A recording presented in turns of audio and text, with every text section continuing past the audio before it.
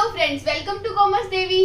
तो आज हम इस वीडियो में बात करने वाले हैं movement and shift in demand कर। तो चलिए स्टार्ट करते हैं। देखो, सबसे पहले हमने क्या लिखा हुआ है, चेंज इन डिमांड, कि डिमांड में चेंज कैसे आता है। या तो वो प्राइस में चेंज होने से आएगा या फिर वो जो दूसरे फैक्टर, अदर फैक्टर हमने डिटर्मिनेंट्स पढ़े थे उसकी वजह से आएगा। तो change in demand is due to change in price and due to change in other factors. फिर क्या है, अगर वो प्राइस में चेंज की वजह से डिमांड चेंज हो रही है तो क्या कहते हैं, term as change in quantity demand. ठीक है, और अगर किस वजह से हो रहा है, अदर फैक्टर की वजह से हो रहा है, तो उसको क्या कहेंगे, term as change in demand. देखो, अब ग्राफिकली जब हम इसको एक्सप्रेस करते हैं, जब ये प्राइस में चेंज होने की वजह से, ध्यान से सुनना एक बात को, कि जब प्राइस में चेंज होने की वजह से डिमांड में चेंज आ रहा है तो वो तब डिमांड कर्व में क्या होगा, मूवमेंट होगी। क्या होगी, मूवमेंट। या तो वो अपवर्ड चला जाएगा या वो डाउनवर्ड आ जाएगा। अंडरस्टूड? ठीक है, graphically express movement along demand curve, price की वजह से मूवमेंट होती है। जब दूसरे फैक्टर की वजह से डिमांड चेंज होती है ड्यू टू अदर फैक्टर्स, तो क्या होता है, शिफ्ट होता है डिमांड कर्व। मतलब शिफ्ट ऐसे, अभी मैं आपको बना के भी दिखाऊंगी, मूवमेंट भी करके दिखाऊंगी और शिफ्ट भी करके दिखाऊंगी। ठीक है, तो दूसरे फैक्टर्स की जब वजह से, जब प्राइस कांस्टेंट है और दूसरे फैक्टर की चेंज होने की वजह से डिमांड चेंज हो रही है, तब क्या होगा, शिफ्ट इन डिमांड कर, या तो इंक्रीज होगी या डिक्रीज हो जाएगी। ठीक है, तो देखो, देखते हैं। अब इसमें प्राइस कितना है, 1, प्राइस 1 से 2 हो रहा है और क्वांटिटी डिमांडेड 10 से 5 हो रही है। जैसे ही प्राइस बढ़ेगा डिमांड कम हो जाएगी। ठीक है, तो अब हम करके देखते हैं। ये 0, ये 1 और ये 2। ठीक है, अब यहाँ पे ये कितना है, 5 और ये 10। जब हमारा प्राइस 1 है तो डिमांड कितनी है, 10। जब प्राइस 1 है तो डिमांड 10 है, और जब प्राइस 2 है तो डिमांड 10 से कम होकर 5 हो गई। ठीक है, बना ऐसे। ठीक है, तो पहले तो यहां थे ना ए और बी। देखो, अब ध्यान से देखना कि पहले वाला पॉइंट कहां था, कि जब प्राइस 1 है और डिमांड कितनी है, 10। जब प्राइस 1 है और डिमांड 10 है तो ये पॉइंट ए हो गया। जब डिमांड 1 से 2 हो गई और क्वांटिटी डिमांड, जब प्राइस 1 से 2 हो गए और क्वांटिटी डिमांड 10 से 5 हो गई, तब ये कौन सा पॉइंट हो गया, ये वाला पॉइंट हो गया, कि जब डिमांड 5 है और प्राइस 2 है, तो ये बी पॉइंट हो गया। ए से बी चला गया, इसका मतलब ये क्या चला गया, ये ऊपर की तरफ मूवमेंट हो गई। ऊपर की तरफ मूवमेंट होगी ना, मतलब ये क्या हो गया, अपवर्ड हो गया, अपवर्ड मूवमेंट हो गई इसकी।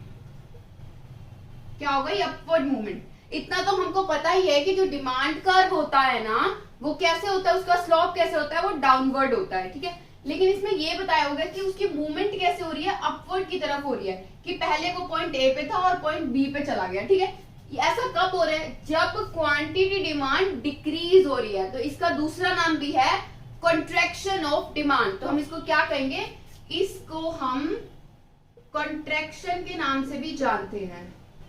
जब अपवर्ड शिफ्ट हो रहा होता है, अपवर्ड मूवमेंट हो रही होती है, जब, ध्यान से सुनना, जब अपवर्ड मूवमेंट हो रही होती है तब क्या होता है, कॉन्ट्रैक्शन। अंडरस्टूड? तब क्या होता है, कॉन्ट्रैक्शन, मतलब डिमांड कॉन्ट्रैक्ट हो रही होती है। डिक्रीज हो रही है ना, 10 से 5 हो रही है, कॉन्ट्रैक्ट हो रही है, तो हम क्या कहेंगे, अपवर्ड को, अपवर्ड का दूसरा नाम है कॉन्ट्रैक्शन। ठीक है, अब देखो, अब अगला क्या है, एक और बनाते हैं, कि जब प्राइस 2 से 1 हो रहे हैं, 0, 1, 2, 5 और 10। अब देखो, पहले प्राइस 2 थे, 2 पे कितनी थी डिमांड, 5।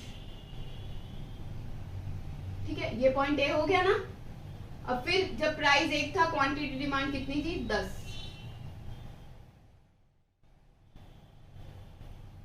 ठीक है, ये पॉइंट ए है और ये पॉइंट बी है। तो अब ये कैसे आ रहा है, डाउनवर्ड मूवमेंट हो रही है। कैसे मूवमेंट हो रही है, डाउनवर्ड मूवमेंट हो रही है। क्या हो रहा है, ये वो कॉन्ट्रैक्ट हो रही थी, ये क्या हो रही है, एक्सपेंड हो रही है, कि मतलब क्या है, डिमांड बढ़ रही है। ये क्या था, कॉन्ट्रैक्ट हो रही थी। रही थी, ये क्या हो रहा है, एक्सपेंड हो रही है, ठीक है, तो इसको क्या कहेंगे, एक्सपेंशन। अंडरस्टूड कि जब डाउनवर्ड हो रहा है तब डिमांड क्या हो रही है, एक्सपेंड हो रही होती है, और जब अपवर्ड हो रहा होता है तब क्या हो रही होती है, डिमांड कॉन्ट्रैक्ट हो रही होती है, मूवमेंट हो रही है। ओके, तो ये क्या हो जाएगा, मूवमेंट अलोंग डिमांड कर्व।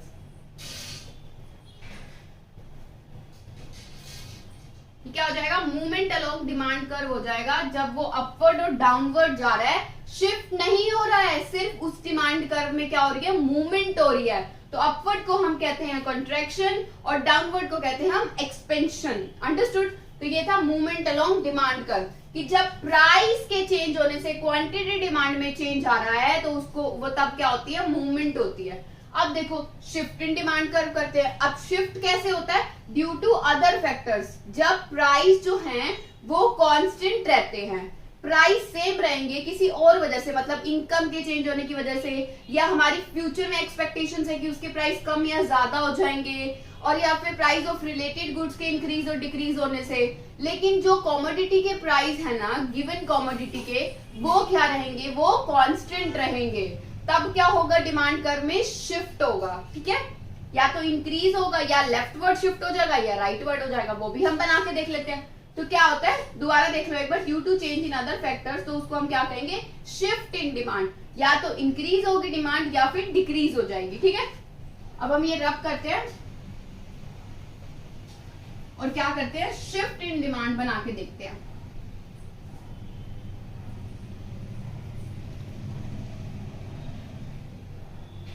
देखो शिफ्ट में क्या करेंगे, यहाँ प्राइस है, यहाँ क्वांटिटी डिमांड, यहाँ प्राइस, यहाँ क्वांटिटी डिमांड, ठीक है। अब प्राइस क्या कहे थे मैंने, कांस्टेंट रहेंगे, अंडरस्टूड, और क्वांटिटी डिमांड बढ़ गई 50 से 100 हो गई। अब यहाँ पे भी हम प्राइस कांस्टेंट रखेंगे, यहाँ पे पहले 100 थी और फिर क्वांटिटी डिमांड क्या हो गई, एक बार हमने कम कर दी, एक बार हमने क्वांटिटी डिमांड को बढ़ा कर देख लिया। तो ऐसे ही हम दो कर्व बनाएंगे जैसे हमने मूवमेंट के टाइम बनाए थे। तो यहाँ आ जाएगा quantity demand, X axis, Y axis, Y axis, X axis, quantity demand, price, ये हो जाएगा प्राइस। ओके, अब हम देखते हैं कैसे शिफ्ट होता है। शिफ्ट किस वजह से होता है, due to other factor, price remain constant, इसमें हमने प्राइस कांस्टेंट रखे हैं।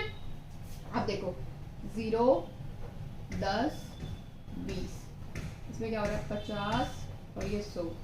अब ध्यान से देखना कि प्राइस कितना है 10, तो पहले डिमांड कितनी है 50 है डिमांड, फिर प्राइस कितना हो रहा है, ये 20 है, पहले 0, 10, 20, 50 और 100, ठीक है, 100 आ जाएगा यहाँ पे। तो पहले डिमांड प्राइस कितना है 10 और डिमांड कितनी है 50 कर दिया हमने। अब प्राइस कितना है 10 ही है और डिमांड कितने, इसको पॉइंट को आपने याद रखना है, ठीक है। और फिर प्राइस 10 ही है और क्वांटिटी डिमांड कितनी हो रही है 100, हो गई 100। तो पहले तो एक तो ये बन रहा है डिमांड कर और एक ये हो रहा है, तो पहले 50 थी अब 100 हो रही है, तो ये क्या जा रही है राइटवर्ड जा रही है, क्या जा रही है राइटवर्ड, मतलब क्या हो रही है इंक्रीज हो रही है, समझ रहे हो। पहले 50 थी इस पॉइंट पे, अब 100 हो गई, तो क्या हो गई इंक्रीज हो रही है। देखो एरो देखो किस तरफ जा रहा है, शिफ्ट हो रहा है, किस तरफ शिफ्ट हो रहा है, इसमें सिर्फ मूवमेंट हो रही थी अब पहले या ऊपर की तरफ या नीचे की तरफ, लेकिन इसमें क्या हो रहा है, इसमें ये कर्व शिफ्ट हो रहा है, आगे की तरफ चला गया, वो राइटवर्ड चला गया, इंक्रीज हो गई डिमांड, कितनी 50 से 100 हो गई। अब हम इसमें देखते हैं, इसमें भी हम यही सेम तरीके से पुट ऑन कर देंगे, 10, 20, 50 और ये 100। अब देखो प्राइस कितना है 10, प्राइस तो हम कांस्टेंट ही मान के चल रहे हैं, प्राइस 10 है, तब कितने थे 100, तब डिमांड कितनी थी 100, ये पॉइंट याद आ गया, ठीक है। अब प्राइस कितना है 10 ही है, अब कितनी डिमांड है 50 है, एक ये पॉइंट हो गया। अब देखो एक ये था एक ये था, पहले 100 थी फिर 50 हो गई, मतलब लेफ्ट वर्ड आ गया, अंदर की तरफ आ गया, लेफ्ट वर्ड शिफ्ट हो गया, तो क्या हो गई डिमांड? डिक्रीज हो गई। लेफ्टवर्ड शिफ्ट हो गया। Price remain constant due to other factors. जब डिमांड इंक्रीज हो रही है तो ये राइटवर्ड शिफ्ट हो जाएगा, और ड्यू टू अदर फैक्टर जब डिमांड डिक्रीज हो रही है तो वो लेफ्टवर्ड शिफ्ट हो जाएगा। अंडरस्टूड? तो ये था मूवमेंट अलोंग डिमांड कर्व, जब किसकी वजह से होता है? प्राइस के चेंज होने की वजह से। मूवमेंट कब होती है? प्राइस के चेंज होने की वजह से। और शिफ्ट कब होता है? शिफ्ट कब होता है? Due to other factors. तो ये मेजर क्या है, इनके बीच का डिफरेंस है कि जो मूवमेंट होती है डिमांड कर्व में वो होती है प्राइस के चेंज होने की वजह से, और जो शिफ्ट होता है डिमांड कर्व अप लेफ्टवर्ड और राइटवर्ड वो किस वजह से होता है? Due to other factors and price remain constant. So I hope आपको समझ आया होगा। Thank you so much. अगर आपको समझ आया तो अपने फ्रेंड्स के साथ शेयर जरूर करें, हमें सपोर्ट करें, वीडियो को लाइक करें एंड चैनल को सब्सक्राइब जरूर